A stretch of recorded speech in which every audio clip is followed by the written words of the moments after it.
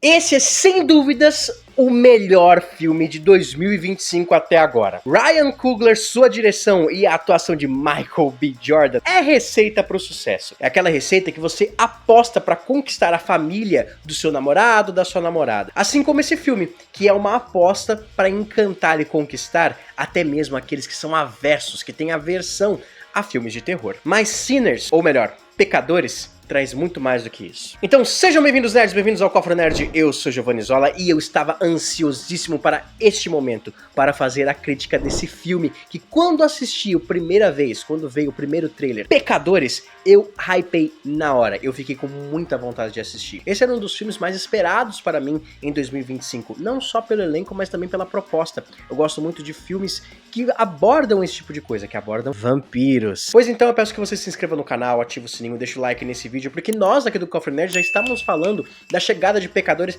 há muito tempo. Ele pode agora ter sido o favorito, de estar no top 1, de estar liderando em primeiro lugar na bilheteria nos Estados Unidos e ter até 100% de aprovação no Rotten Tomatoes. Afinal de contas, Ryan Coogler é um diretor que você pode sentar na cadeira do cinema e confiar que vem coisa boa. Nos anos 30, nós acompanhamos ali dois irmãos gêmeos vividos pelo Michael B. Jordan, o Fuligem e o Fumaça, que voltam para suas origens no Mississippi após passar a perna em ninguém mais e ninguém menos do que o próprio Al Capone, pro qual eles trabalhavam lá em Chicago, abandonando a cidade aonde estava imperando a lei de proibição de bebidas alcoólicas e voltando para as suas origens, para construir um clube de blues, onde o seu priminho, o pequeno Sammy, né, o Samuel, o pastorzinho, afinal seu pai, o tio dos gêmeos, é pastor, poderia tocar, poderia exibir a sua arte, poderia atiçar esse blues. Porém, Fuligem e Fumaça se reconectam muito mais do que com só suas origens. Eles se reconectam com problemas mal resolvidos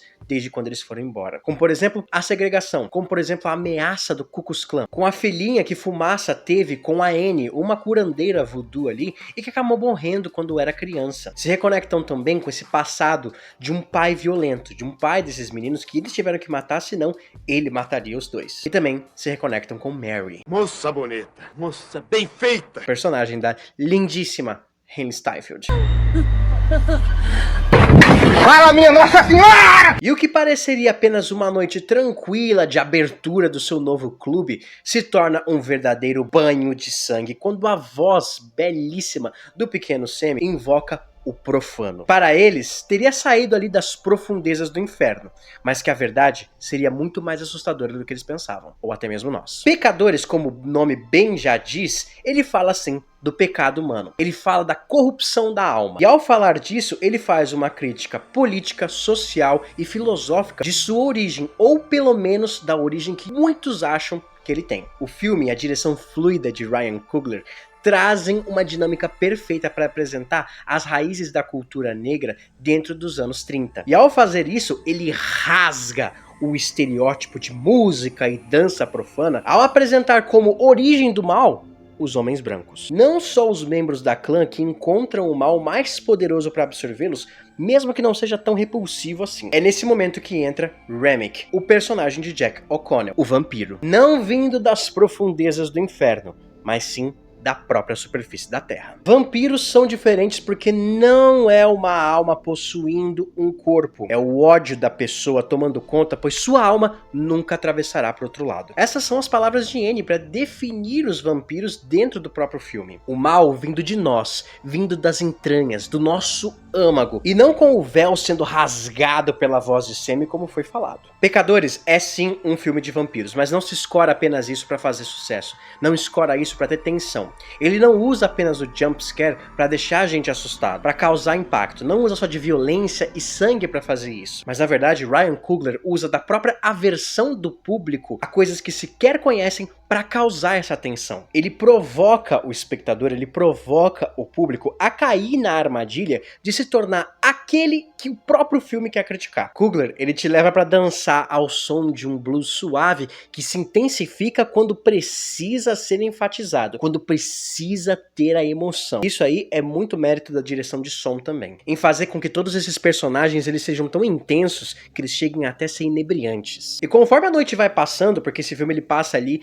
em um só dia, tá bom? Tanto na parte diurna quanto na parte noturna. Um a um, os personagens vão sendo corrompidos, vão sendo transformados em vampiros. Um a um, cai nas garras salvadoras desse vampiro mora aí, do primeiro, que é o Remick, enquanto o filme trata de desenvolver muito bem a mitologia dos vampiros, todas as regras da qual a maldição se impõe, não é? O fato de a gente ter que convidar o vampiro para entrar, porque senão ele não entraria, o fato de que o vampiro morre ao ser exposto ao sol, as estacas de madeira, o alho, a prata, tudo isso está presente aqui, e é maravilhoso o como o Ryan Coogler sabe trabalhar muito bem os vampiros, e é uma pena, por exemplo, ele não ter sido escolhido para fazer o filme do Blade, para dirigir o filme do Blade aí da Marvel. E a gente descobre no meio do filme que os vampiros têm um objetivo, não só se alimentar, né, não só pegar aquelas pessoas, mas também chegar até Semi, o dono daquela voz maravilhosa, que chamou a atenção de Remick. Semi, ele é o dono de uma voz que rompe até mesmo a alma de uma pessoa que já está morta. Semi e Fumaça são os únicos sobreviventes após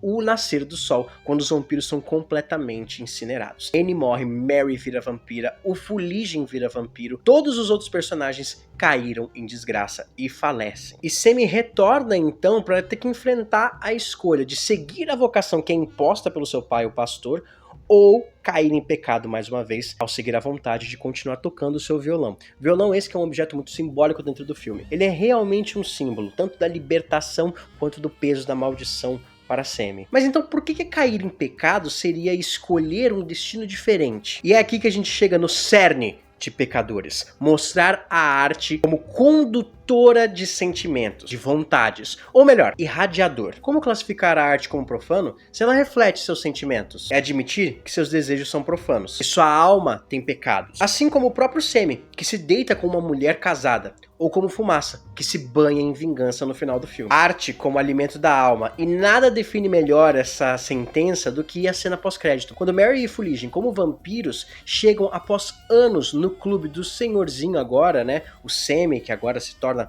um senhorzinho, um velhinho, dono de um clube músico bem famoso, apenas para ouvirem a voz de Semi uma última vez antes que ele morra. Música para a alma que nunca teria descanso. Até mesmo uma alma eterna seria sedenta de arte. Pecadores é marcado por muitos atributos e pouquíssimos defeitos. Michael B. Jordan encarna os gêmeos como se fossem um só organismo, mesmo os dois sendo completamente diferentes. Isso é muito mais complexo do que a gente imagina. E Hailee Steinfeld, a minha querida Mary, é a tentação e é angelical. Hailee flui como o blues que nos é apresentado, assim como a direção de Ryan Coogler, assim como um vampiro na noite. Bom, pessoal, essa foi a nossa crítica, análise, review, o que você quiser chamar de Pecadores. Que filme maravilhoso que eu adorei e que me fez pensar muito durante a noite inteira e após a minha sessão. Eu adorei fazer esse roteiro, eu adorei chegar aqui e conversar com vocês sobre Pecadores. Pra mim, ele tá com certeza pelo menos no top 3 aí de melhores filmes até agora, beleza? Muito obrigado por terem assistido até aqui e até a próxima, nerds. Fui!